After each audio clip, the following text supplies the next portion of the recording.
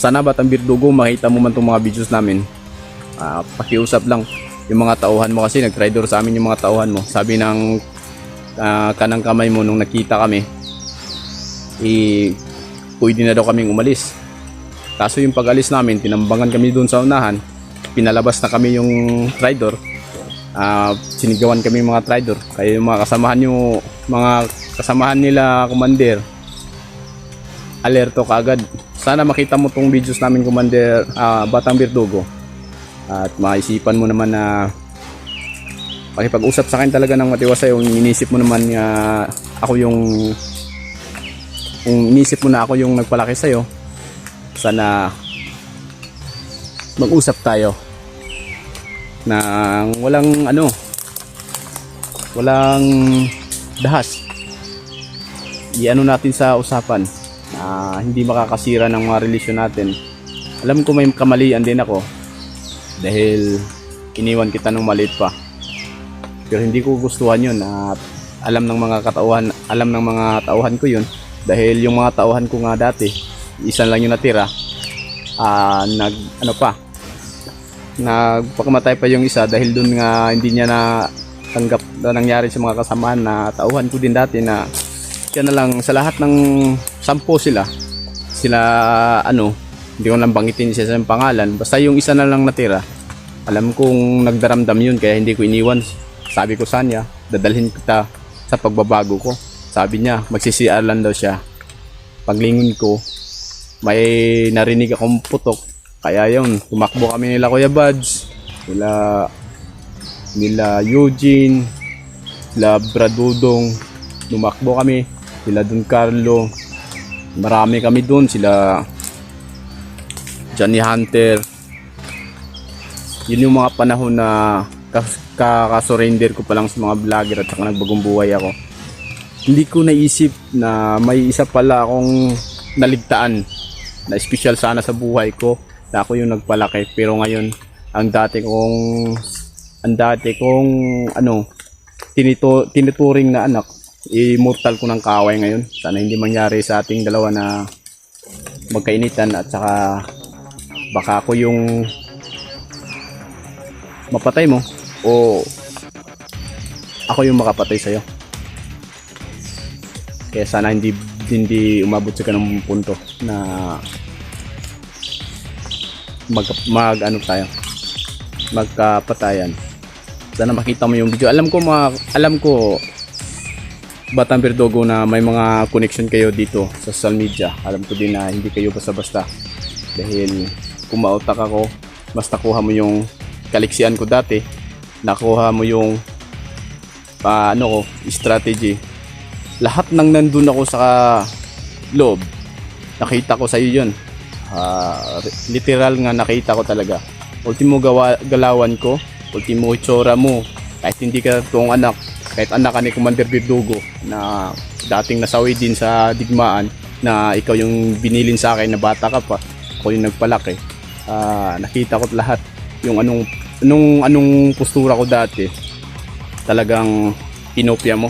Kaya saludo ako sa iyo, bata, at hindi mo binigay yung lahat ng may mga bagay pa na hindi mo kaya, tulad ng dating ako na hindi mo naintindihan siguro yung istorya ng bagong hukbong kilusan. Kaya nga may bagong hukbo, di ba? Pwede ka siguro magbago kung magkita man tayo, makita mo tong video namin, mag-usap tayo kasama yung si misteryosong tao. Kahit magdala ka ng mga tauhan, ayoko nang hindi prangka na tao. Prangka tayo. Sana mag-abot yung landas natin ulit at makita mo yung video, makikita ka sa akin. At sana hindi mo gawin sa amin yung ginawa ng dati mong katiwala, na pinalakad lang kami dalawa ni misteryosong tao. Pagdating sa unan, tinampangan kami, sinabihan kami yung mga traitor. Alam mo, Batang Birdugo, kahit kailan hindi ako nag-traitor. Pumunta ba ako dito sa bundok kung magta-traitor ako? Kaya yung mga tauhan mo, yung traitor, dahil tinambangan kami at sinabihan kaming traitor. Pinalabas nila na kami yung nag-una ng paputok. pinalabas nila na kami yung masama para sa pandinig mo. Kami yung masama sa pandinig mo at hindi mo maiisipan na makipagkita ko sa iyo. Kaya hindi yan totoo. Sana makita mo tong video na to. Saka nandito kami sa location sa Black Mountain, sa itim na bundok. Hindi lang namin sasabihin kung talagang saan kami banda, dahil alam ko sa inyo to sa inyo tong bundok na to. Kaya patuloy kami naghahanap. Sana mo pakita ka na sa amin at saka magkausap tayo. Yun lang, Commander Bill Batang Birdogo, sa mga kumukilusan dyan na gustong yumari sa amin.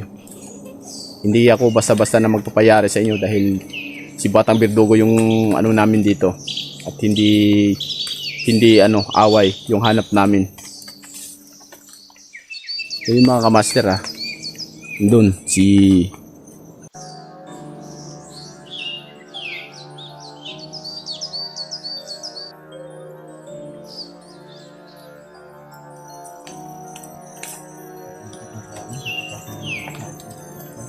kaya nga ayan mo bro, ipapakita natin yung sitwasyon ni Sarge.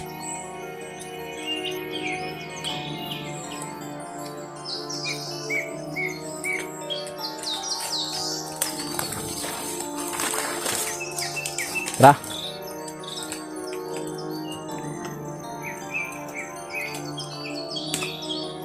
So yun mga kamaster, lakan na kami.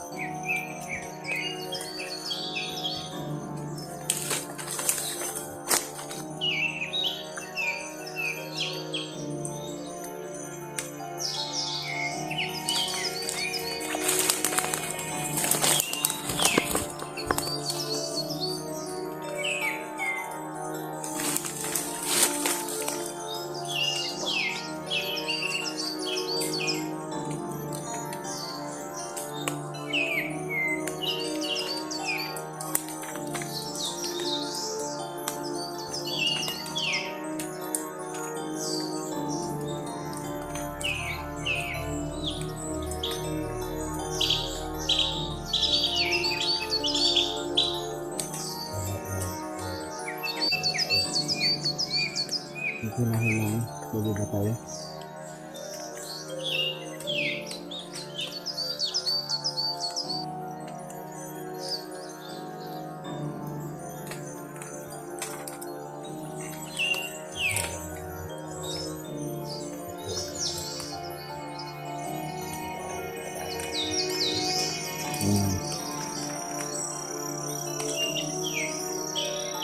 Wala na rin kayong pagkain.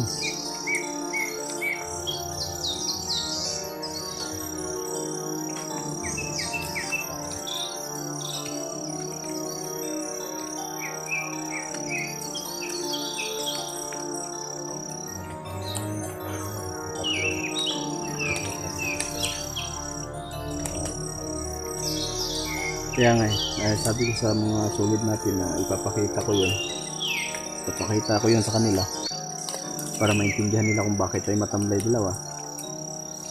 Ipakita ko yun para malaman nila kung ano yung dahilan kung bakit tayo matamlay.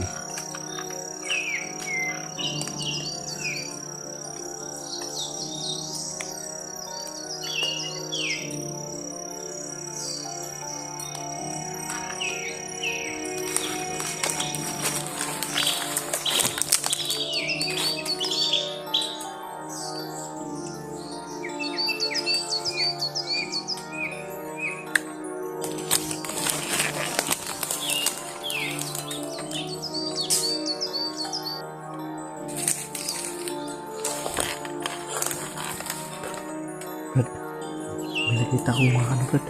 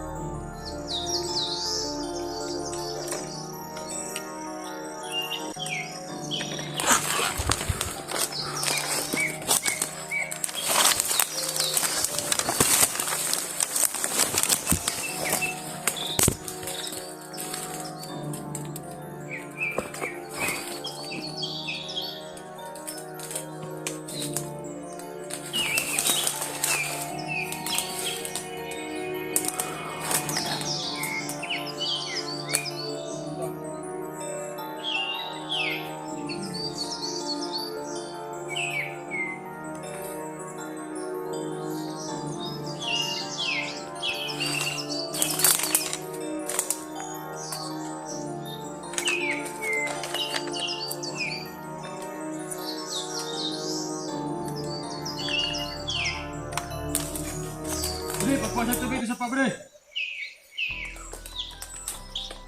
Eh.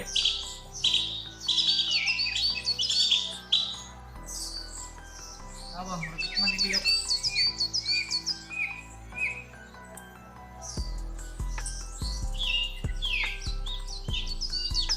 Dito lang. Ika na utot mo.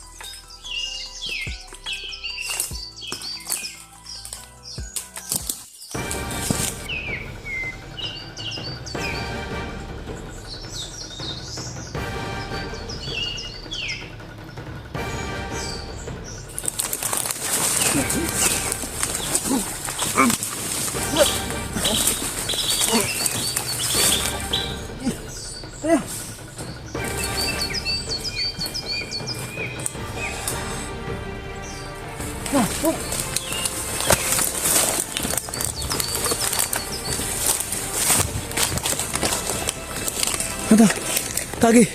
Dekan kayo sila din pikas. Wah.